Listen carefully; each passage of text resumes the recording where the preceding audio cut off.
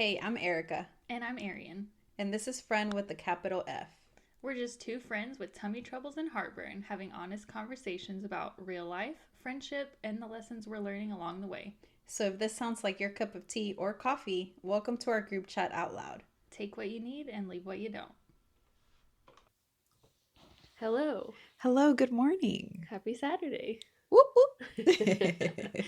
We're back. Welcome back to Friend with capital F.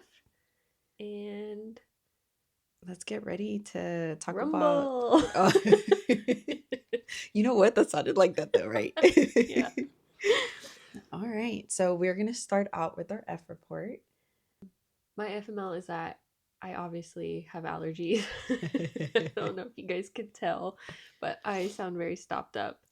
And yeah, I'm just having allergies, which is so weird because I usually don't get allergies. Like I'm either Yeah. fine or I'm sick.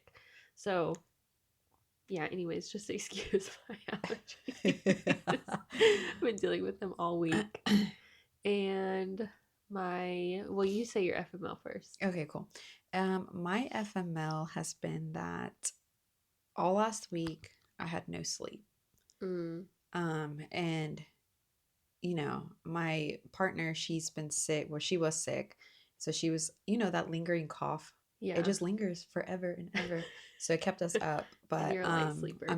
I am a very light sleeper. Anything will wake me up. So yeah, that's my FML. I didn't really get that much sleep last week, but she's feeling better and I'm happy. And Yeah. like this past couple of days, I've been sleeping better. So And she's not coughing anymore? no cough, no mo. That's good. Yeah. How did she get it to go away? I have no idea, but I'm thankful. Yeah. I know Amber's lingered for a while, so Yeah. like, It's crazy how long it lasts, yeah. Then you feel like you've been sick for like over a month because that's just how long your cough lasts. Yeah. Or it'll change from like the wet cough to just the The dry cough. That's like the worst. The dry cough is the worst, Yeah. 100%, because Can't even cough anything out. there's nothing to produce, so you're just like coughing like you're like faking it or something. That's Yeah. funny. Okay, my flourish. Yeah. I have a lot to talk about on my flourish. Ooh, I like Not a that. lot, but my Okay. flourish is that I passed my CPC exam. Whoop, whoop. I'm still riding that high. That's so awesome. Kind of tell people what CPC is because in the beginning, obviously, I didn't know anything about that. Yeah, your CPC certification is a certified professional coder for medical coding, not like computer coding. Yeah. Yeah, for medical coding. And I've just been like studying a long time for it. I told you I checked my Amazon the other day to see when I first bought my books, Yeah. and it was July of 2025. So I took it March of 2026, so that's 8 months of studying, of just like, I didn't do like consistent until like around the holidays. Yeah. Like maybe October, November. But yeah, I'm just so happy to finally be done. And I'm just so proud of myself. That's good. Like, yeah, I feel really proud of myself, which I've never done anything like that. You know what I mean? Like, I dropped out of college and just worked and have just like gone from job to job since then. And I feel like I've never really done anything that, I don't know, like not betters myself, but because I feel like I'm always bettering myself. Yeah, you no, know what agreed. I mean? But you get like what I mean, like studied and like worked towards something and then passed. did it. Yeah. So I just feel really good about that. I'm proud of you too, friend. It takes a lot. Not just because you're studying, you want to do the stuff over the weekend and like you can't because you're studying. So it's like I'm just so proud of you. It takes a lot and I'm excited. Yeah, I'm excited too. I'm done finally. And now like this last week, I just got to, I mean, thank God that not that I wasn't feeling well, but like I wasn't feeling well, but I didn't have to worry about studying. So like 2 of the days, like I just came home and laid on the couch. That's nice. And I didn't have to feel guilty about it. I just laid there and laid with my animals, and it was nice. So that's my flourish. What's yours? I love it. I love your flourish. It's so nice. My flourish is that my sourdough starter started growing. Yeah. So I know I jumped in there and I started my sourdough journey. Why? I have no idea. I just wanted to try it and I got I just did the, the flour, the water, and set it on the counter. It's day 12 now. And 12? yeah, it's day 12. It's Dang. day 12 now, and it's actually growing now. So last night it doubled in size, which I'm so thankful for. And then we'll see. I'm ready to bake, man, but it's just not time. But that's my flourish of the week. Yeah. It's fun like having I mean, it's cool because it's like living. You Yeah, know what I mean? So it's like literally. you have to take care of it and you Yeah, get to watch it grow. It's like something fun about that. It's like a plant, you know? it is. Like It's so funny too because my partner took a picture of me like staring at my sourdough, which we called Eduardo, by the way. yeah, So I love was the name. staring at him, and my partner took a picture of that and then sent it to our little 90s chat group. And it was just so funny. She's like, I wish Erica, no, I wish somebody would stare at me like Erica stares at her sourdough. But it just makes me so happy. Like, I've been doing other things, obviously, but like, it's like I'm making this starter and I'm gonna make this bread and it's gonna be delicious and I can't wait. Yeah. So, And it'll be from like weeks pretty much yeah, of like literally. waiting, you know? Yeah. It's Like, like I'm that pretty, delayed it gratification. is. Yeah. And like, literally this week, I probably won't bake with it yet until next week. Yeah. So, that's what I'm thinking. We'll see though. Nice. Yeah. Love it. I I'm can't wait happy. to eat some bread, Yeah. I'm gonna be making a lot of stuff. making some loaves. I've seen Shoot. people do they'll make like pancakes or muffins or stuff with the Yeah. discard as well. Yeah. So, I'm gonna be making a shit ton of yeah. stuff. I can't wait. For all my friends out there listening, I don't know what I was gonna say. I was gonna say Get get ready for some baked goods. yeah, but then I'm like, that's a lot of that's too much pressure, so never mind. Yeah. Okay, what's next? Well, actually, first I wanted to ask you, like, did you track your fiber Okay. and how your anti-inflammatory diet went? Yeah. Because last week was technically the last. Well, this is the end of the fourth week, right? Which Yeah. was your goal. So let's hear Yeah. the update. Yeah, this is a good update, guys. So I've been on this anti-inflammatory diet for about 4 weeks now. So I completed a whole month, and it's basically I'm done with it. I feel 100 times better, and Like with your I acid reflux. yeah, like I literally only had 2 episodes of acid reflux on this anti-inflammatory diet, and it was in the beginning. Yeah. And so now I don't have any issues anymore. I mean, obviously like later on I probably will, Yeah. but like now I'm kind of like reintroducing certain foods. And then as I reintroduce these foods, I'm hoping that I can, you know, feel better. So Yeah. like usually what they say is like once you heal your gut, you can tolerate those foods a lot better. Now I'm still going to be eating relatively healthy because I like Yeah. the way that I feel. Um and I honestly like I like the way I feel. I have more energy. I've been working out. I've been Yeah. doing my walks. Like I just feel better. And so I feel like the um I kind of my train of thought went away. But anyways, yeah, so I feel better, and I'm still going to be eating healthy, but I'm going to be bringing the food I want back in. So Yeah. I'm eating sourdough. Sourdough's still good. Like cottage cheese, yogurts, that's fine. I haven't had any issues with those. I really want to reintroduce beans because that's Yeah. like my whole life, Yeah. I love beans so much, and I really have just been craving a toast. Could be Aw.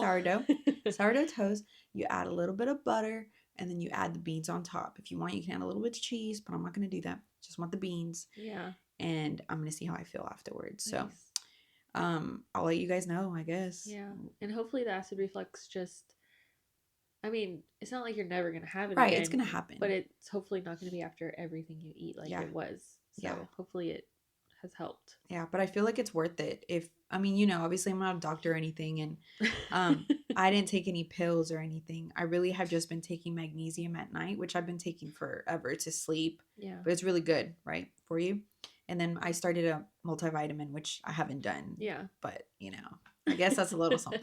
But nothing like to help your acid reflux is what you're saying. No, besides the anti-inflammatory diet. Yeah. Yeah.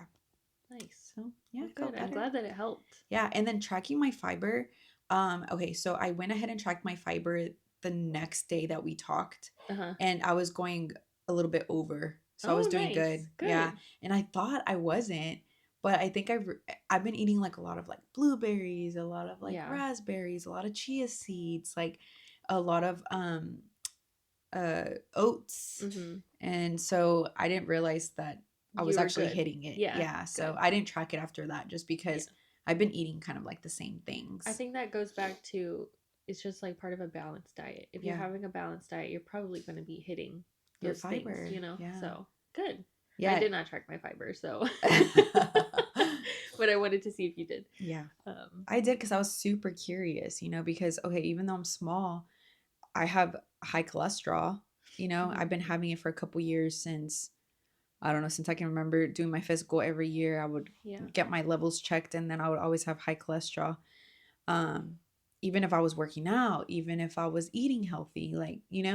But I think the difference is, well, I haven't checked my cholesterol. I haven't got my physical done. Right. But when I do, I will give you guys an update on that. But I think the difference is that back then, yeah, I was eating healthy, but I wasn't eating enough fiber. I know that for a fact, Mhm. And I would have like, I never had like constipation problems, but I felt like since I was overeating because I was trying to like, Hit protein yeah, hit goals protein probably, goals yeah. and like gain weight and stuff. I did have problems with my bowel movements. Mhm. And now I have no issues Yeah. whatsoever. And so I feel like maybe my cholesterol will be better, but I will Maybe. update y'all. Yeah. That'll be cool to see. Yeah. I wonder. Yeah. Okay, the other thing I want to talk about before we get into today we're going to be doing we're going to go over our book club obviously, Ooh, book and club. then we're going to do a couple of, well, we're also going to have a question of the week, Mm, and then we're going to do some Am I the Assholes from yes. Reddit. But before that, I wanted to tell you that I have a surprise for Oh, okay. you. I'm ready. Do you want to guess what it is? Uh, I have no idea. Okay, I watched Orange. Friend, Yeah. shut up. Oh my God. I'm so excited. Yeah. I'm so excited because I was like gonna ask you that just now. Were I was you? going because you asked me about my fiber. I was Yeah. gonna ask you, but I just never. You You see you how happy you I thought I am? wasn't gonna watch it, Yeah. right? You see how happy I am? Like I just in my head, it's because this, like, anytime I tell people about anime and I tell people you need to watch this and stuff, don't do it. Yeah. So I don't expect that. So I didn't ask you because I didn't expect you to watch it. I Yeah. didn't think you did. Yeah. Oh my God. Okay. Tell me Yes, about so that's what it. I've been hiding from you here on the iPad is that I put a bunch of notes down. Um, I'm so shocked. yeah, so I watched it. It's not, I couldn't watch it on Crunchyroll because Okay. it's not free anymore, Oh, and I okay, didn't want to okay. subscribe for Yeah, it because I yeah, don't watch it that much. But sorry, I had to take a deep breath. yeah. I did find it on YouTube for free, and it was English dubbed, Uh-huh. so I could listen to it in English. Yeah.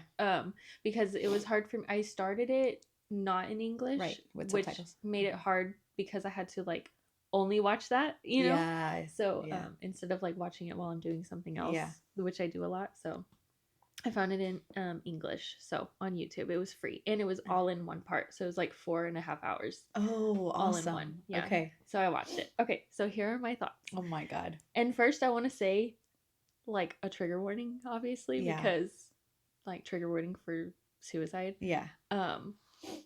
So I know you said before that it had to do with depression, but I didn't realize how how much. Yeah, it's because the only reason is because I didn't want to give too much, Right. you Yeah. know? I totally get it.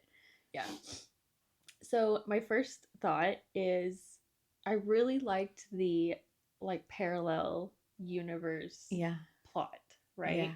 So I just think it's so cool to think about like any one of our decisions could transform like how the end of our story could end up. You know what I mean? And you never know what could change. You know what I Right. mean? So I thought that was cool. And it took me until the end kind of to realize that's what it was. It was like a parallel. Yeah. Rather than, I thought they were trying to change the outcome of their ending, basically. Yeah. So I don't know. It took me a while to realize that, but once I did, I was like, okay, I like this story better because they're not trying to change. Right. They're just trying to, like, I guess, I don't know. Anyways. Yeah. It's like you can't change basically where they're at right now. They can't change anything about that. Yeah. Like you just can't. It already But happened. it already happened. But in a parallel universe, you can, Yeah. right? So that's basically what the story is kind of telling you. So that's why when you said like, is it a happy ending? I'm like, you can't change Yeah. what happened already. Yeah. You know what I mean? Anyways, continue. Yeah. So that was cool. I liked that part. Uh my next thought is it does make you think about the small things, you know, like the little things, telling people how you feel about them, like just saying how you feel, just like the little things like that you don't think that matters all the time necessarily, like in the moment. Right. Like you saw a lot of the times between Naho and Kakeru that it's just like, just say it, or like just do it, like just hold hands, or whatever it is, or like when they were talking about having a crush on somebody to each other, as the audience, you know that they're talking about each other.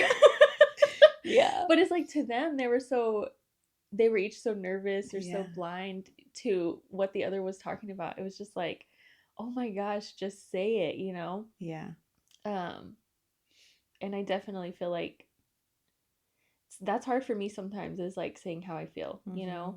But it's important. Like while you still have the people with you, I think it's important to say how you feel. Because you just never know when your last day will be. Like, as crazy as that sounds, it's the truth. Like, you just don't know. So take every opportunity to be honest. Yeah, I agree. And I have two more thoughts. My third thought is, I really thought something bad was going to happen to Sua. Oh. I really did. Because all I could think about was you telling me you can't save everybody. Yeah. And I'm like, oh shit.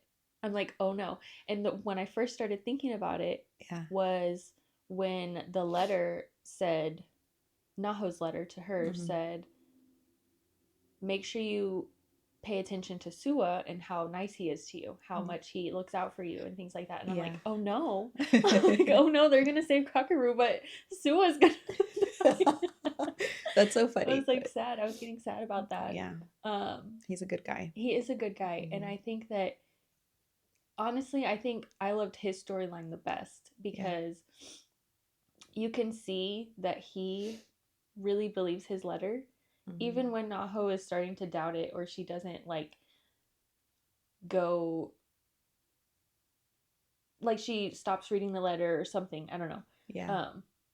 But I feel like he always like really stands by it, and he's willing to sacrifice his future with her, so that she doesn't have to deal with the regret and the guilt in that parallel universe, right? You know what I mean? And I just think that's like selfless, true love, you know? Couldn't be me, but yeah, it's crazy. So I loved his storyline, and I'm glad nothing happened to him, because I was really like, oh no, like and when he was starting to get sad and stuff, and he was like pulling away from them, like he skipped out on New Year's with them and something, I was like, oh no. I was so worried.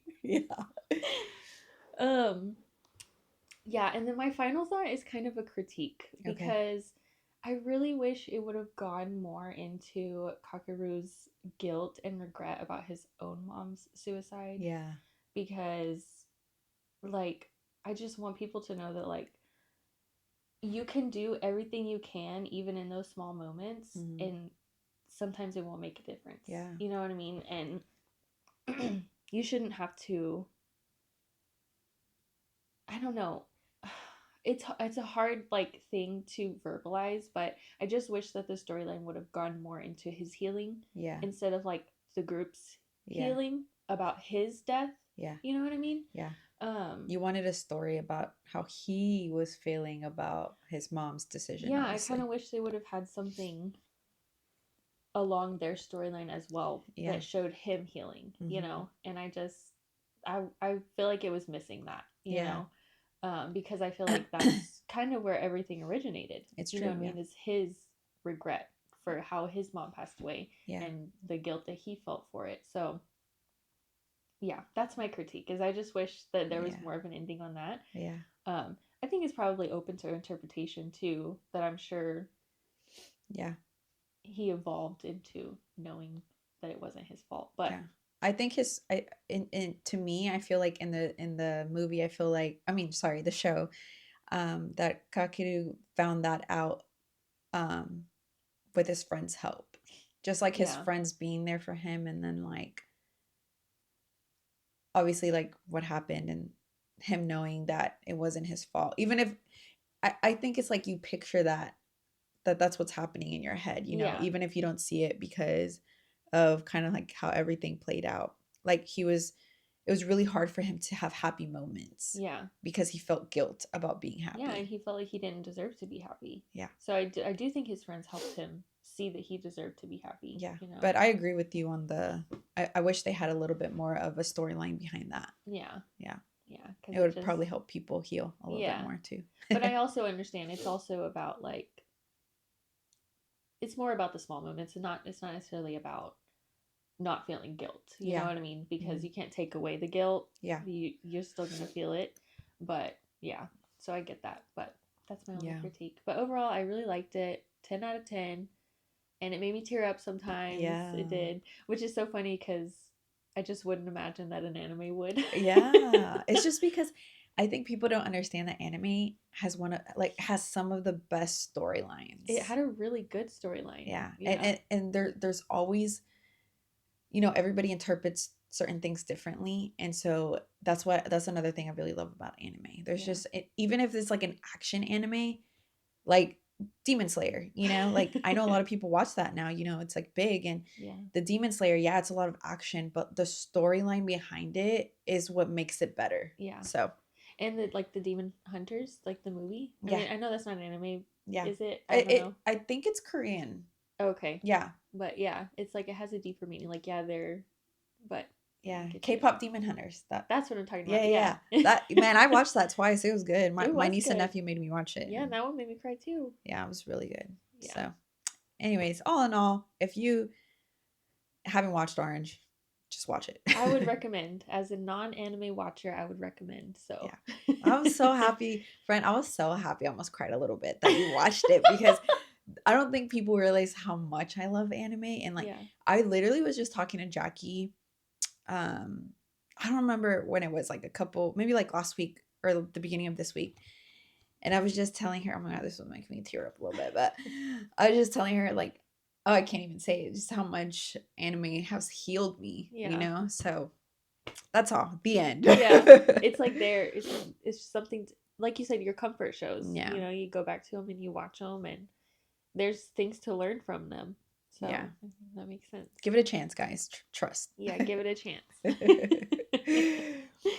This was such a good surprise. I know, right? Okay, good. I'm glad you liked it. Okay, do you want to do the question of the week? Yeah, we can do the question of the week. You go first. Okay. Our question is, what is a belief that you outgrew? Okay, this one is crazy. Okay, because I'm going to talk about when I was like 4 or 5. And I could think about some other stuff, but I really want to talk about this because I want to know if anybody ever thought this as well.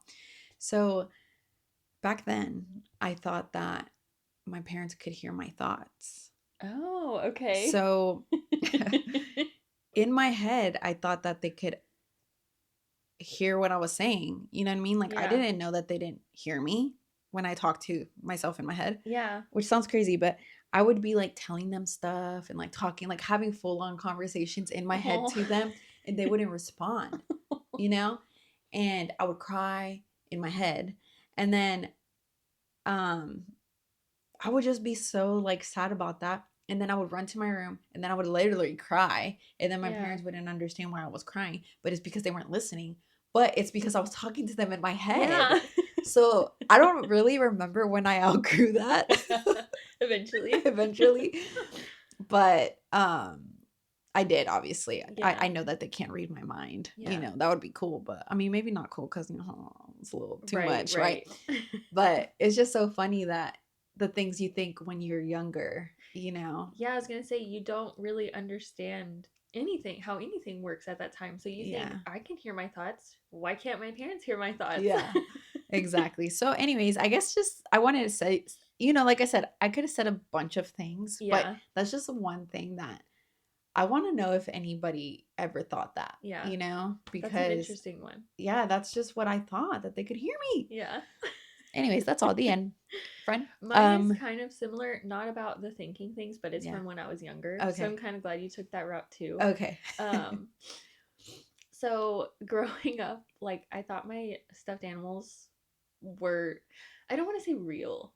Okay, Yeah. like I know that they never like moved or like got it, not like a Toy Story thing, Yeah. but I felt like they had souls. Like I just felt like they were people too. You know what I Yeah. mean? And I'm talking like maybe until I was like 13 or 14. Like I still kind of had a hard time with it. Like Yeah. imagining like if they like the best way I can think to put it is that they had a soul. You know what I mean? Yeah. Not that they like got up and moved. You Right. know what I mean? But just that they had feelings and Mm-hmm. like they could, I wanted to set them up on bed to where they were comfortable. Yeah. And like me and my brother sometimes would do like birthday parties for them, like That's and assign cute. birthdays to them. um and so obviously now I know that they're inanimate objects. You Right. know what I mean? But I think that I just had an attachment to them and they were like my friends. So it's like they all had a little soul. That's what I believed. That's cute, friend. Yeah. I love So. that. I'm sure a lot of people felt that way, Yeah. Um that's interesting. Yeah. I'm just here trying to think if I ever thought that, but I get really like, in the past episodes, you guys know that I get really attached to things. Yeah. So I feel like maybe I would, you know what I mean? If I get really attached to something like my dad's pair of socks, Yeah. and I cried when my sister took him because I had such a strong attachment to them. That's probably how you were. Like, you just had such a strong attachment to your stuffed animals that it was like they had a soul, you know? So that's crazy. That's and cool. I had so many of them. Like, I just remember there was no room on my bed. Yeah. I had a ton of them. But yeah, anyways, I don't know. Well, anybody else? Yeah, like, also, do you still have any of your stuffed animals from back then? Yeah, I have one. His name's Bear, and he was actually my mom's when she was younger. Her now husband gave it to her when they were kids. That's crazy. Isn't that crazy? That's crazy. Yeah, his name is Bear, and he stays on the bed with Amber's bear, Mr. Cuddles. That's cute. So at least they're friends. Yeah, they have each other. Yeah. So, okay, let's talk about our book.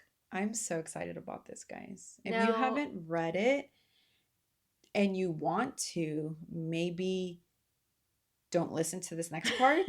Or if you haven't read it, you're curious about it, then maybe listen to this next part, and then it will give you a better understanding, and maybe you want to pick up the book. And it's not any hardcore spoilers. We're going over just a couple of chapters, so it's a lot of backstory. It's not really like no spoilers. There's no spoilers of like the ending, so it could be just like a little like that's curious. Oh, okay, I'm gonna pick that up, So. And we did previously say that we're going to go through the first 5 chapters today and then the next 5 next week.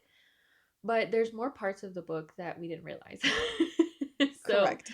So we're going to be reading it and talking about it in parts. So today we are going to be talking about part 1, which is chapters 1 through 10. So if you only read 1 through 5, maybe pause this, go listen or read 6 through 10. And then come back because we're going to be talking about 1 through 10 today. Yeah. And they're not that long, so it won't take you that long to finish. Yeah. And then next week, we're going to skip talking about the book. And then the week after, we will pick it back up. Yes, exactly. Yeah. So that gives you times to read. Give you time to read a little bit more. Yeah.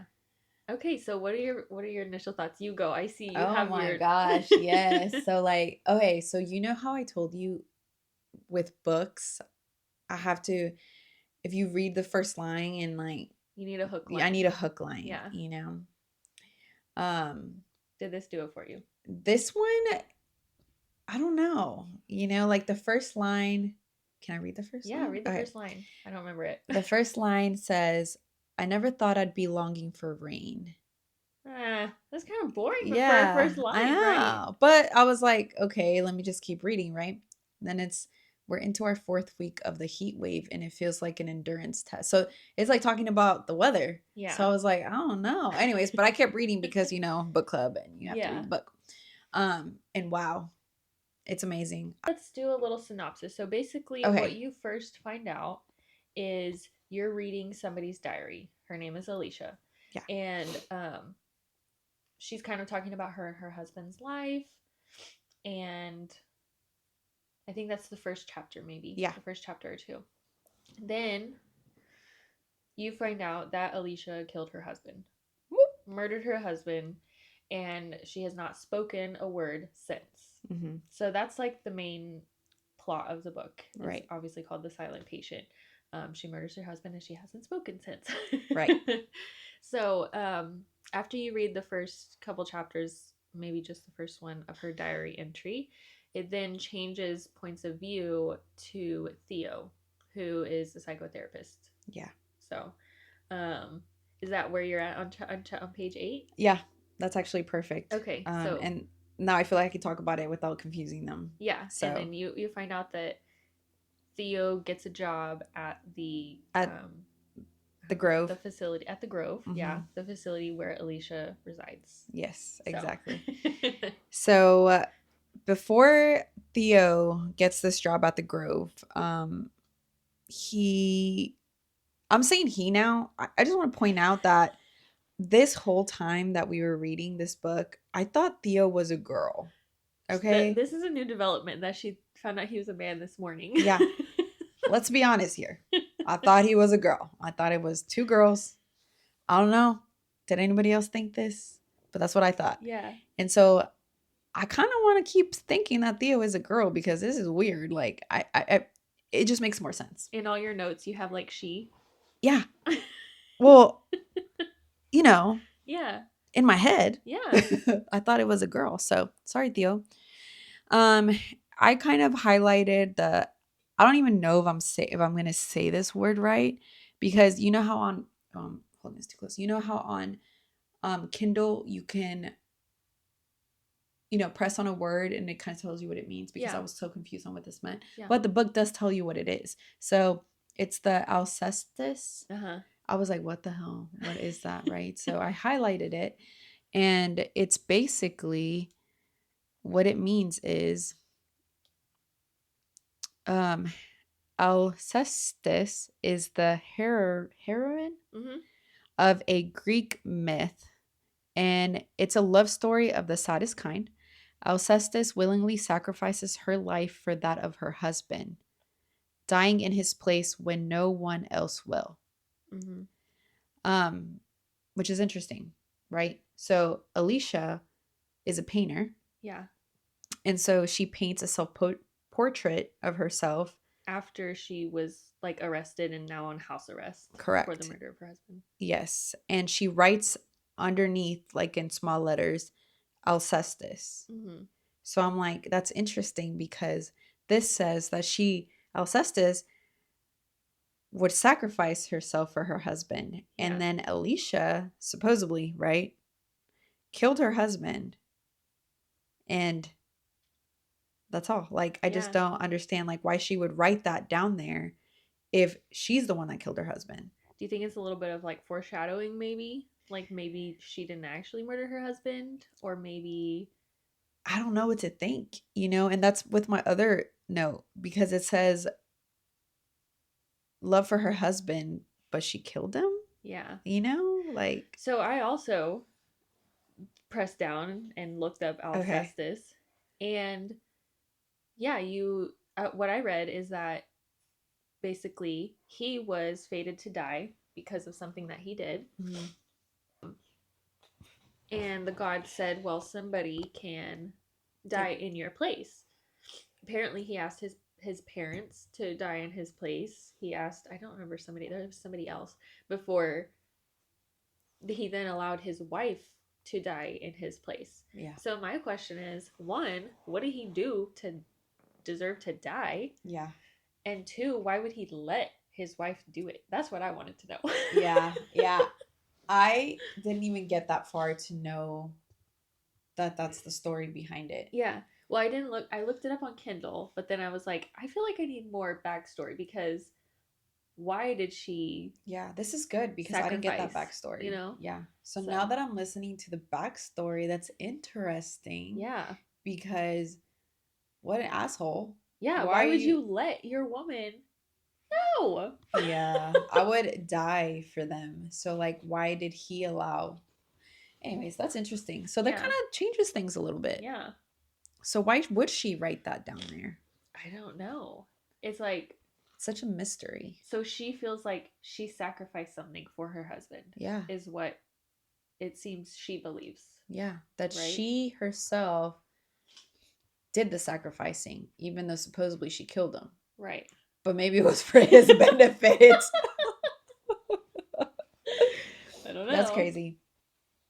Um, I also did see on there, um, I wrote this down because I was like, this is crazy.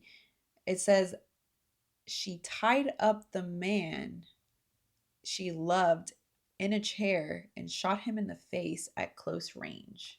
Yeah, and that detail of what his face looked like was gory. Yeah. I was like, ooh. And I'm just like, but did she really do it? I don't know. Yeah. I don't know. And I did write a note on here that said, okay, this was intense. And either way doesn't prove she killed him. Yeah. She could have still, she could have, like, I feel like she could have just been in shock. She picked up the gun. That's why her Oh. fingerprints were on it. Yeah. And she could have just been in shock. Or maybe somebody forced her to do it. Yeah. Or, I mean, we just don't know. Yeah. Maybe she went into a psychosis. Yeah. There's so many possibilities. Exactly. Honestly, and I could see that happening. Like, you're just in shock, and everybody deals with shock differently. So, yeah. Anyways, I wrote some other notes, but I don't know. Do you want to go back and forth? Yeah, I'm just looking at mine. So after we get the introduction of Alicia and what she did, like we said, it switches to Theo's point of view, who is this therapist. And in my opinion, he's kind of obsessed with Alicia. Yeah. What do you think about Theo? Yeah. I feel like, well, this whole time I thought it was a girl. So right. I thought she was like, yeah, I feel like she was obsessed with her, but I didn't see it in a bad way. Okay. I kind of just saw it as a challenge type of way. Okay. Like, maybe she or he, sorry. I don't even know what to say. She, okay, I'm going to say Theo as a she. Maybe she saw himself, or she saw herself in her shoes, right? Like, maybe she had a bad past. She doesn't know about her past or anything like that. Yeah. And then, well, we also know that Theo's past, his childhood, was not good. Yeah. With his father. Yeah. His father was really abusive and dismissive and stuff. So maybe. Yeah. And so I kind of felt that I didn't feel that way with Theo. Like, I feel like, yeah, he's obsessed with the fact that he feels like he can, I was just saying he can feel like he can fix her, I guess. You know what I mean? Yeah. And or at least get her to talk. I feel like the creeper in this story is the other guy that he went to go have a beer with. Oh, really? Yuri? Is that who it is? Okay. Because he was over there talking about how he was stalking this girl. I forgot about that. That's bro, true. when I kept reading, I was like, is he a fucking killer? Like, and now he feels like he's the closest to Alicia? Something's going on there. See, okay, I feel the total opposite. And I just want to say also, I have read this book before. Okay. Okay. But it was a long time ago, and I don't remember the ending. Okay. I do remember who it has to do with, kind of, but I don't remember the ending. Yeah. So, but I do know, reading the story now, I get, like, obsessive vibes from Theo. Okay. Like, in a bad way. And I also wrote down about Yuri. Do you think he's being jealous, or do you think he's being protective? Because in my head, how I was reading it, I'm like, I feel like he might be being protective. Yeah. Instead of creepy. Yeah. That's crazy that we both got different. Anyways, whatever. When he was stalking that other girl, right? And then, like, it didn't go anywhere. And then I was like, was that other girl Alicia? Oh. I don't know. I was just thinking about a bunch of stuff. You know what I mean? So, anyways, continue. Sorry. That's all. I don't know. That was my main thought. Was I just kind of feel like Theo was a little bit obsessive. Um, and I feel like he also kind of admits to that too. But I do think that it could be an obsessive, like you said, like a challenge. Like he just wants to be able to make her talk, whereas the other therapist hasn't been able to yet. And so I do think that it could be taken that way. I don't think I know, you know? Yeah, that's true. So you know how it goes back to Theo's life and stuff? I kind of wrote some notes about that too. Where it says that we are damaged, we study psychology to heal ourselves. I was like, man, okay, because so Theo's background, obviously, he didn't have a great upbringing, you know? Yeah. And he became a psychotherapist. And it says on there, like, that we're damaged and we study psychology to heal ourselves. And that's what he feels that he went into psychotherapy for, because of that. Yeah. And I kind of agree with that because I feel like, you know, we go through things in our younger selves and then, I don't know, you know, like you grew up in the field.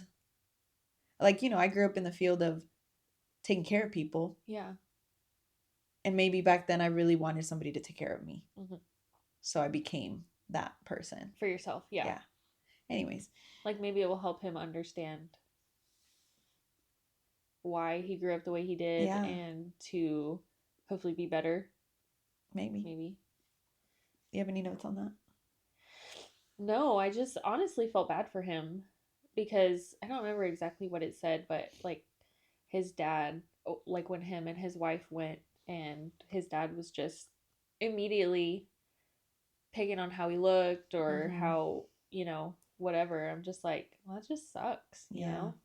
And then the wife was like, I understand now, you know? Yeah. And then she hugged him and stuff. Yeah. I thought that was cute. So I saw, talking about his father, he did write something on there that said, I didn't know it then, but it was too late. I had internalized my father, introjected him, buried him. Yeah. Like in himself. Yeah. And so it took him a long time to get out of that. Yeah. You know what I mean? And so I think that's really interesting too, because he was trying to escape, which he did, right? Because he went to college and he left. Right. And he felt like that's what he needed, but he didn't realize that he had internalized everything. Yeah. So that's interesting. And it's like you have to unlearn all of that because that's how he grew up. So it's just ingrained in him. I did like the way he talked about his therapist too. Yeah. Ruth. It just seemed like he really cares for her. You know, it's like he has a soft spot for her because she's helped him so much. So I liked the way he talked about her. Almost as if it was like a mom to him. Yeah. You know, or a grandma. So that he never had, you know. Yeah. So I agree with that. I like their relationship.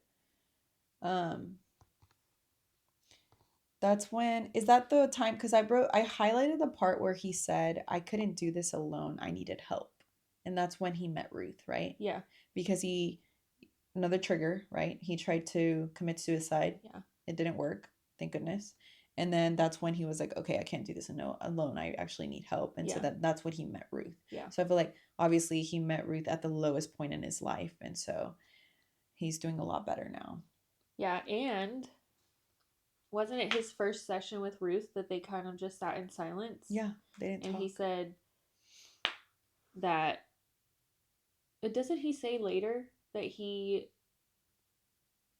does the same thing? Yeah, he did the same thing with Alicia. Yeah, for the first session. Yeah, because she didn't obviously say anything either. So yeah, he wanted her to talk, but she sat in silence, and he kind of went back in his head of how his first session was. Yeah. And then he was like, I'm gonna do what Ruth did and just sit here in silence. Yeah, just like the silence is okay. Yeah, for right now. It's a safe space. I also feel like something I had written down was his relationship with Kathy. I feel like it's mostly physical. Like it doesn't really seem emotional yet, I guess, maybe. like you said, it kind of goes back into how they met and stuff like that at the bar. And he was with somebody else then. So was she. Yeah. They both were with people. So. And then they just went home together and then basically forgot about their people. Yeah, they literally just went home together and like broke up with their person and then just stayed together. Yeah, but when she was telling the story to her friends of how they met, I felt like he was just like, like he didn't really care. Like it wasn't like, I guess maybe it wasn't like a moment that he liked hearing about. You know, it was that's like, true because then he was like, okay, in this part I have to say this. Yeah. So it's just like, I don't know. Well, like I said, this whole time I thought it was a girl. So I feel like I could see that, like, oh, like I'm gonna be here like after work and spend time with my girlfriend and her friends. And where are they married? I can't remember. I think they're married. Yeah, they're married. So I was like, wow, they got married. Anyways, I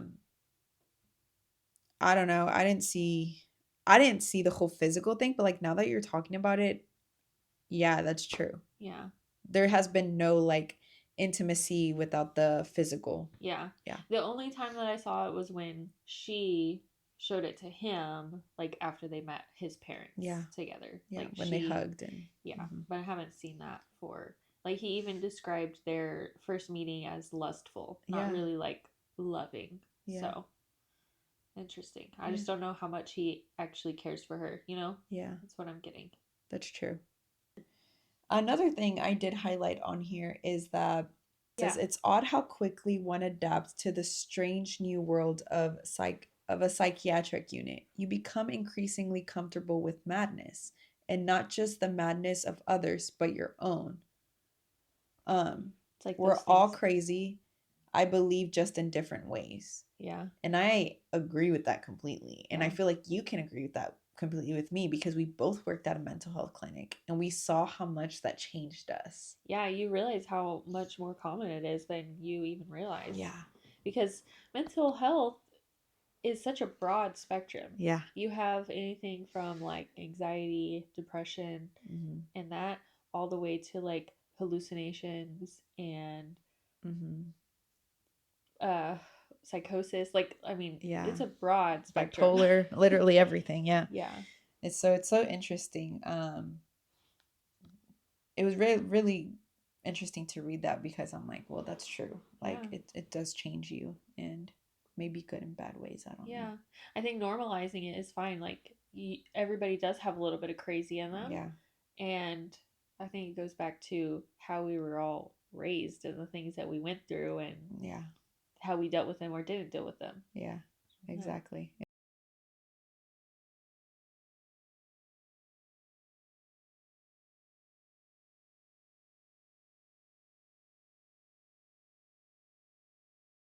It ends in the part where he is interviewing, or not interviewing, but has a session with Alicia. Yeah. Where she doesn't talk, obviously. Yeah. Silent patient. And that's it. And he does also reach out to her husband's brother. Oh yeah. And Alicia's aunt, I believe. And basically gets nowhere with either of them. Yeah. The aunt says F you and hangs up. And the brother, he actually didn't even answer. I think he got his office phone and left a message. Yeah, because he was out of town supposedly for the week. Yeah. Supposedly. I'm sure. Yeah. So like the things that I left off with is, did Alicia really kill her husband? Yeah. If she didn't kill him, who did? And what's the backstory on, like, what's really the deal with Theo and Yuri? Yuri? Yeah. I don't know what's going on with him. I gotta keep reading, obviously, but I'm like, are you a killer? I don't know. To me, I just feel like he's a little weird. Yeah. You know, he's kind of like a little oddball. Yeah. With a stalking history. We'll see. But that story he was talking about, and like how Theo was like, this is making me uncomfortable. I was like, same. Yeah. And then he asked what his wife's name was, and he's like, I don't really want to tell him. Yeah.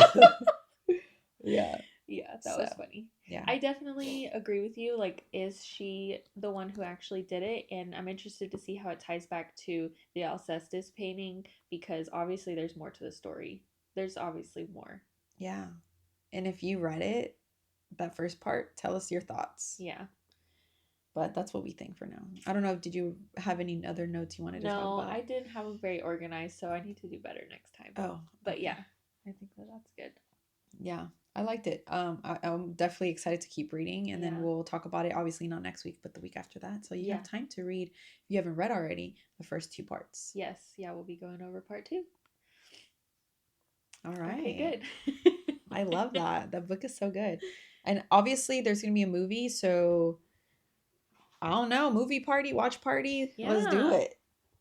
Okay, good. I have the Am I the Asshole? Okay, yes. Yeah, so now we're going to get into a little Am I the Asshole? We each have 3. Yeah. And then we're just going to talk about them, see what we think. Maybe you go first. Okay, these are good. These are crazy. Good? Okay. Yeah. So here we go. We're starting. I'm ready. Am I the asshole for saying my wife wasn't my dream girl in a trivia game? So right away, I'm saying yes. Yeah, right. So then after that, it kind of gives like context, right? So we're gonna read that. So my wife and I have been doing a game night every so often with some other couples via Zoom since we can't go out and see people lately. This was 6 years ago, by the way. Obviously, COVID era. Yeah. We were playing this card game the other night that was like basically a trivia game for couples to play. And you ask a question and you write down your answer and your partner has to guess what they think you answered. If they guess correctly, your team gets a point. Whichever couple knows each other the best wins. So some of the questions in this version were a little spicy. And one of the questions were, who is your dream man, woman to have sex with? I wrote down my spin instructor since my wife knows I think she's hot and thought she'd guess her and we'd get a point. Oh my God, I'm already like, what the hell? Well, fuck me. Turns out every other husband either wrote down their wife or a celebrity fictional character. My wife was livid and upset. I tried to explain I didn't actually want to do anything with my spin instructor, and I would never even briefly consider being unfaithful. It was just me trying to play the game. She doesn't believe me, saying everyone else's instinct. Everyone else's instinct was women who didn't exist, or better yet, their wives. Oh my God. I feel I was just me trying to play a game. I don't know how to deal with this. Is she overreacting or am I the asshole? You're 100% the asshole. Yeah. And this is why.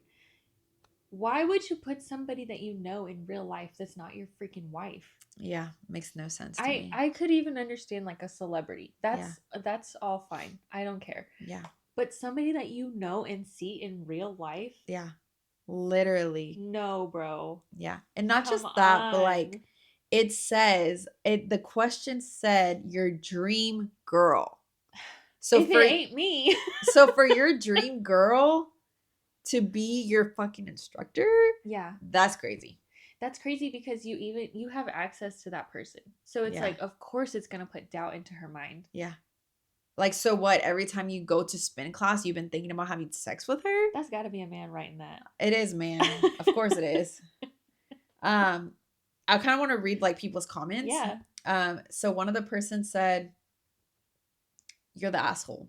Dream girl, someone you really." The example of this would be someone you will literally never get the chance with, like a celebrity. 100%. You don't put down someone like you know in real life that you interface with on a regular basis. Exactly. I would be so mad. I would be so pissed. And you know what? From that day forward, you're not going to spin. Yeah, exactly. Spin class no more. No more. You have to find a new studio, bro. Because no. Yeah. And another person said, come on, man, a woman you know in real life, there's such a clear difference between talking about a celebrity crush or a character from a TV show. But you choose someone you realistically could hook up with, which is what your wife will be thinking about from now on when you go to spin class, which he will probably not be going to. And who knows if they're still together or not. Yeah, that is wild. I would be so mad. Yeah. So yeah, dude, you're the asshole. You are. I'm so sorry to announce that, but you are. No, he is. Yeah. And I don't even like the fact that you think that you could even say that. Like the fact that you think that you could say that and your wife wouldn't get mad is crazy. Yeah, come on. Ugh. First of all, not even saying me, Yeah. and then it not being then it not being somebody that you don't have access to, Yeah. I would go crazy. Yeah. I would be spiraling. Am I the asshole for asking my friend to pay me back for the wine he drank while house sitting? So I, 26 female, had my friend, 27 male, watch my place and my cat for the weekend. I told him he could help himself to whatever in the kitchen, which I thought was just like common sense for snacks and stuff. Yeah. I get back and realize he opened this 120 bottle of vintage Barolo I was saving for my promotion. He literally drank the whole thing alone while watching Netflix. When I asked him about it, he got all weird and said I gave him permission because the wine was in the kitchen. Like, okay, but who drinks $100 bottle of wine without asking first? Yeah. I sent him a Venmo request for $80, and now he's calling me tacky and told our group chat I'm a bad host. I feel like there's literally an unwritten rule of guest logic where you don't touch the most expensive thing in the house. If I tell you to help yourself to my garage, it doesn't mean you can just drive off in my car. I don't know. Am I the asshole here? He's making me feel like I'm being extra, but I feel like he totally took advantage of me. I don't know. It's also just $120. Yeah. I mean, to me, I feel like if you and Amber house it and I was like, y'all can just have whatever you want and you got the bottle of wine, I wouldn't care. But that's just me, right? Yeah. And then also, I don't even know wine like that, but like if I did and it was $120, like how were you guys supposed to know that I was saving that for something special? Exactly. Like, how do you know that? Like, there's no way of you knowing unless I told you, hey, like, help to see yourself, but just don't get the wine because I'm saving that. Then I would understand if he drank it. That then he would be the asshole. But no, you're the asshole because you did tell him to help himself to whatever he wanted, and you didn't specifically say don't touch the wine. Like, exactly. I wouldn't think that. I would if I drank wine and that looked good, I would drink it. Yeah. You know? I'm totally on the same page. I feel like even if you didn't want him to drink it, since you didn't say that he couldn't have it, like you would just kind of have to take that loss. Yeah. And definitely, I would not be sending a Venmo to him for $80. That's like my worst nightmare is asking people for money. Same. Same. But also, it's like he took care of your dog, bro. Like, exactly. That's your child. And he stayed over there. Yeah. So I feel like he should have access to whatever he wants within. Now, I mean, yeah, are there some things that it's like common sense? Like, I don't know. I don't know. I can't think of anything. But nothing in the kitchen. I definitely wouldn't drive off in your car. Right. So that wasn't a good like. Yeah. I don't know. Anyways, I think she is the asshole for doing that. I would never ask for the money for the wine. I would just buy myself a new bottle. Agreed. And then I'm just so thankful that they kept my dog alive. Yeah. And fed my dog. Like, I love my dog so much that I would pay $1 million for somebody I trust to watch them. Yeah. Who gives a fuck about the wine? Your dog is okay. Your dog is alive. Yeah. Be happy. Just take the loss, bro. Yeah. Just take the loss. Go buy yourself another bottle. It's not a big deal. Anyways. That's all. That's all. Sorry. I kind of went on a... okay, here's my next one. Okay, I'm ready. Am I the asshole for staying married to my wife, although she could probably do better? Okay. Interesting, right? It's interesting. So, I, 40 male, am married to my wife, 41 female, and we have been married for almost 20 years. Let me start by saying I love my wife. I honestly think she is the best thing that has ever happened to me. We have a modest house and multiple children. Recently, I was engaging with some content online that focused on dynamics in relationships. I think that we have a normal marriage. I work full-time and she works part-time, but in a quite demanding role. She hates cooking and I don't mind it, so I do most of the cooking. We often do washing and chores together. Normally, I focus on the bathrooms while she and the kids focus on the living areas. Each of our kids has particular jobs that they are responsible for. This is just some background to help with my question. Okay, so my wife is a good-looking, smart, funny, organized, and just an all-around great person. Recently, I have been reflecting on our relationship and wondering if she is too good for me. I try my best to be a good husband, I have never and will never cheat, and I'm not interested in anyone else, but have found myself asking if she could do better. We're not rich, and despite me working full time, we live in a major city, and life is expensive. We have sent kids to a private school because the local high school in our area has a bad reputation, and for some of the kids were bullied. Again, I love my wife, but am I being selfish by tying her down when she could quite obviously do better than me? I am not good looking, not wealthy, and cannot provide all the things she deserves, which is why she has to work. I love her dearly and want the best for her. Would she be better off without me? I've seen so many videos, podcasts that say the man should be the provider, and that hits home because to afford our life, we can not rely solely on my income. She has to work. She has never complained about it, but I feel guilty that I am not providing well enough. Selfishly, I know I could not find someone as good as her, and I love her, so I don't want to let her go, but I'm worried I'm being selfish. Am I the a-hole? Should I encourage her to try to do better? No, first of all, you're not the asshole. Yeah. And I feel like you would be the asshole if you tried to encourage her and push her away because of your own insecurities. Yeah, agree. So I don't think that. I think that he needs to have a conversation with her Yeah. and maybe let her speak for herself Yeah. on why she loves being with him, on why she loves their life together. Um, yeah, I don't think that he's the asshole for that. I think that those are normal thoughts that people have. Mm-hmm. Yeah. Kind of. I mean, this was 6 months ago too. So if we're helping you, like that's awesome. Yeah. Let me tell you, you're definitely not the asshole. I feel like we all have our own thoughts in the relationship. We're like, could I be doing better? Like, what can I do to do better? Am I pushing her enough? Is you know what I mean? Like you're Yeah. just thinking about all those things, and that just shows how much you love her, you know? And if you if you want to know those things, then I agree with Arian. You need to have a conversation with her and tell her how you're feeling. But I wouldn't walk away from that. Like that's, No. like you guys can build something together. Yeah. Maybe you guys could make more money together, find a way you guys can do that. And then maybe, you know, you wouldn't feel that way. But like as a woman, I like to work. Yeah. I like to provide. Like I'm not like the sole provider. I wouldn't want that. Me and my partner split half and half, and that's the way I like it. But like whenever I want to buy stuff for her, like I'll buy stuff for her. Whenever she wants to buy stuff for me, she buys stuff for me. Like obviously we don't have kids or anything, but even with that, like you guys have kids, and it seems to be like honestly you're doing great. You Yeah. know, I mean, Yeah, and if she's not showing any signs of being unhappy, I don't think that you should.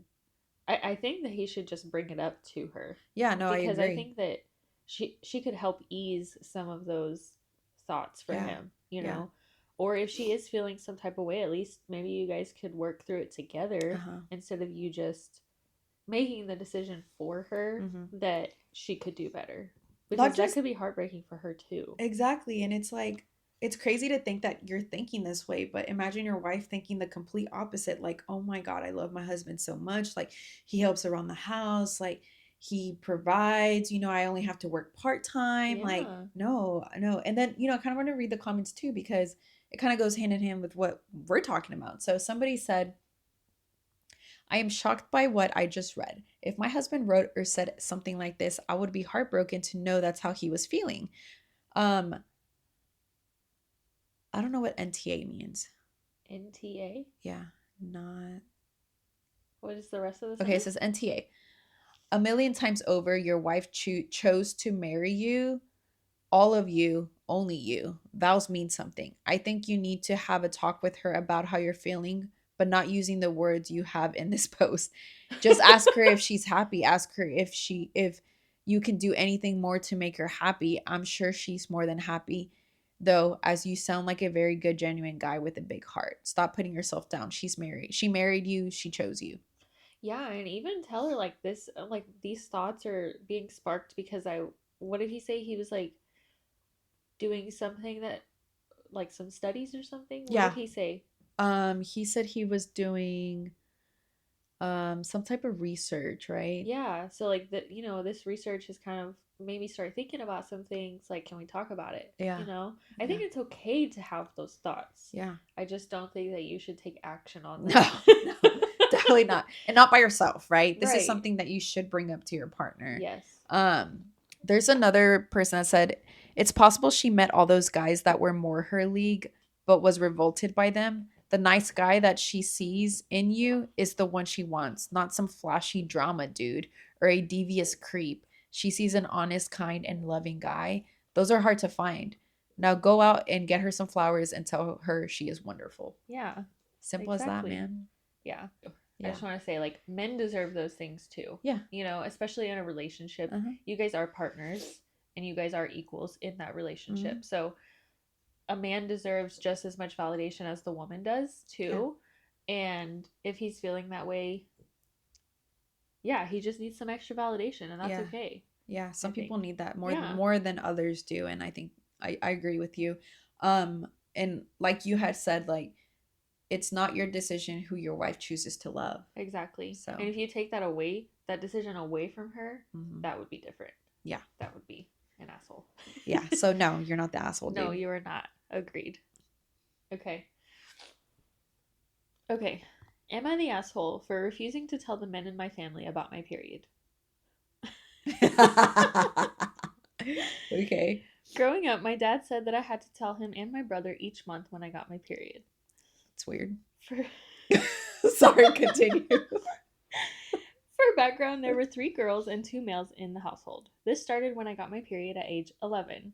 His reasoning that as a man, he and my brother would need to know when to expect me to be more hormonal. When I pushed back and said that I had a right to privacy, he was adamant that it was his right as a man and my father to know when I was on my period. I did not follow up on this and was lectured several times. This was many years ago. The issue is my mom still thinks this is a courteous thing to do and is kind and communicative. I, on the other hand, disagree and believe it was an invasion of my right to privacy. My father still, of course, believes he had a right to know. So, am I the asshole for refusing to tell the men in my household whenever I had my period? And there's also some backstory. Not backstory, but like a few points she added later. 1, yes, I was raised very religiously, specifically Christian. 2, my mom says my father's intent was to be kinder to me because I was very emotional during that time. I personally believe he should have just been kind to me in general. 3, some of you mentioned him wanting to make sure I wasn't pregnant, but that was never a concern with me. I didn't date until college, and I had my first kiss in my 20s, and my parents knew that. And then 5, I am an adult now, and I'm married. I do communicate my cycle with my husband, but he's never demanded information or proclaimed any rights over my body. It was my choice to be open with him. Besides being a mortified 11-year-old, that was really my biggest issue with my dad. I wanted privacy and autonomy. I like that she put those points down because I agree with that 5th one. Like, although she does tell her husband when her cycle is because that's what she wants to do, that's her choice. Yeah. He never demanded that of her. And so I feel like your dad was the asshole because, like, that's weird, bro. Like, don't be demanding me to tell you when I'm on my cycle. Like, that's weird. Yeah. And my dad never did that. I would be the one to be like, oh my, I'm on my period. My dad would be like, okay, you don't have to tell me. But you know what I mean? And like, I know everybody grew up differently, but like, that's crazy. Yeah. I definitely don't think you're the asshole for not wanting to share that information with him. I'll say, I don't know if I think that her dad was the asshole because I just think that it should have been gone about a different way. Yeah. Like, if anything, the mom probably has a little bit more information on the daughter of when she is on her period. So maybe the mom and dad could have talked privately so it's not embarrassing to the 11-year-old that she's on her period. You know what I mean? But I definitely don't think that it should be his right to know. No. You definitely not. Definitely not. Yeah. It's just weird. Yeah. I feel like, I mean, even if he thinks he had the right intentions, like to be nicer to her when she was on her period and stuff, I agree with her saying that he should be nice in general. Like, 100%. Why be nicer when you're on, like, just be nice, you know? And so to me, him demanding that of her as an 11-year-old, especially, at that age, like, you're really insecure, like, you Yeah, it's really feel embarrassing. weird, and like, not just that, but like, you don't know people's past either. So it's just like, that's just weird to me. And no, you're not the asshole for thinking that. Yeah. I'm glad that she stood her ground on that Mm-hmm. too, and that she didn't, I guess, conform to that mentality. And so now Yeah. she's, you know, Yeah. has her right to privacy with her husband, but she chooses to share it, which is Mm-hmm. okay. But even Mm-hmm. if she chose not to, that would be okay too. Yeah, no, I agree. Okay. Okay. So Yeah. what's your next one? Okay, so am I the asshole for yelling at my wife after she blew up my phone with calls because of a fire? Yes. First things So, first, yes. yeah, I know. For the background, it says throw away because some of this made local news and I don't want it to connect back to me. I work in a place where we are not allowed to have personal electronics on us at all. No phones, no smartphones, no watches, no pagers. I've been working here for about 6 months, so my wife knows this and understands that she should not try to contact me by cell at work. Phones are dropped off in our lockers and I typically have mine on do not disturb. Before this incident, my phone has never gone off in the locker before. Recently, there was a pretty big fire at a secondary work site that I do work at occasionally, but that day I was working at the main building. Local news covered the fire before I found out about it because, again, no electronics. Plus, the work we do isolates us a bit, so news travels pretty slow. There were a few casualties, a lot of seriously injured folk. My wife had been watching the news from home and started freaking out, I guess. She called me 20 freaking times, which, and I did not know this was possible, overrode my D&D and my phone was ringing for a while in my locker. In the middle of my shift, I got called into my manager's office and was chewed out and written up for my phone making so much noise. They told me to go take care of whatever it was making my phone go off before I went back to work. I won't lie, when I saw those 20 missed calls from my wife, I was seriously pissed off. Like I said, she knows not to try to contact me directly, and a citation hurt my chances of getting a raise or a promotion. I called her back and she was sobbing and asking me if I was okay. I said, of course I was okay, and asked what the fuck was wrong with her to call me so many times. She was still crying and started talking about the fire. After that, I started half yelling at her about all the reasons it was dumb of her to call me. When I got home, she was super upset with me. I apologized for yelling, but she refused to talk. She's been very chilly the past few days and sleeping in our daughter's room. I know it was not the best decision to yell at her, but I still think my anger was justified. One, she knows I don't work in the secondary work site very often. Two, she knows that I can't be contacted directly and she could have just called the office. 20 calls is absolutely insane. Am I the asshole? Yes, you are the asshole. Yes. Yeah. I 100%. yeah. I feel like it is not I feel like it's the work you're doing's fault, first of all, for having these ridiculous, like, how are you going to get chewed out for your phone going off Yeah, but 20? even if he did, Yeah. like I just think about if I would have gotten written up Yeah. because Amber was calling me a million times Yeah. because she thought I was freaking dead, Yeah. I'm gonna say my work is an asshole for writing me up. I'm not gonna Agreed. say, Amber, you're an asshole for calling me 20 times because you thought I was dead. Yeah. No. Yeah. I definitely think he's the asshole. Like, I know he only started that job for 6 months and stuff, but his wife was literally just worried about him. Yeah. And in when you're worried and you see something on the news, you're not thinking clearly. So of course she wasn't thinking, let me call the office to make sure he's Right. alive. Like, no, she's gonna do the fastest thing that she knows it and that she can call your phone. So that's Yeah. what she's gonna do. And so, like, that's what makes sense? Um, and some person said on here, you're the asshole. Holy fuck. She was concerned for your safety. Also, just have your phone on silent and then it won't matter how many times people call or text you. And then they edit it. Thanks for the that doesn't make sense. But Yeah. all, One thing that would have prevented all of this is if you just had Life 360. yeah. She would have been able to tell that you weren't at the secondary site, and she would have been able to tell that you were fine, Yeah. and then everything would have been fine. Yeah. Yeah. And then this person said, like, she was panicking. She wasn't thinking about your possible promotion. She was thinking that you could be seriously hurt or even dead. All she wanted to do in that moment was hear your voice and hear it tell her that you're okay. But instead, she finally does. She hears it berate her and call her dumb. So, Exactly. yeah. Well, and even what if it was an emergency on her side? Like, Mm-hmm. are you still going to be mad at her because she called you when there was an emergency on her side? You know? Yeah. That just goes to show, like, you heard your wife crying and distraught, and you Mm-hmm. still yelled at her. Yeah. And the fact that you have to go on Reddit to ask for people's Right. approval of if you're an asshole, it makes you another bigger I asshole. totally agree with that. That's Yeah. a good point. Yeah. Yeah. It's so annoying. I know. That was my last one. And I I was could like, understand being mad at first. Like, I just got written up. I don't know why you called 20 times. I'm pissed. I get that. yeah. But it's like once I hear you and I realize what's going on, okay, I can't be upset about that. You know? Mm-hmm. No, I agree. You'd be making me mad. Am I the asshole for taking advantage of my girlfriend? What the hell? That's starting off wrong already. Continue. I feel like I'm about to get flamed, so throw away.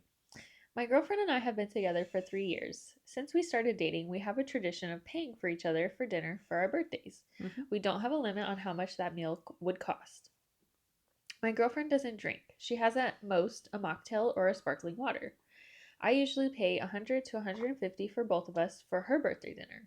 My birthday was 2 days ago and we went out. I drink, which my girlfriend doesn't like, and she thinks it's a waste of money. But it's my birthday and she agreed to pay for everything.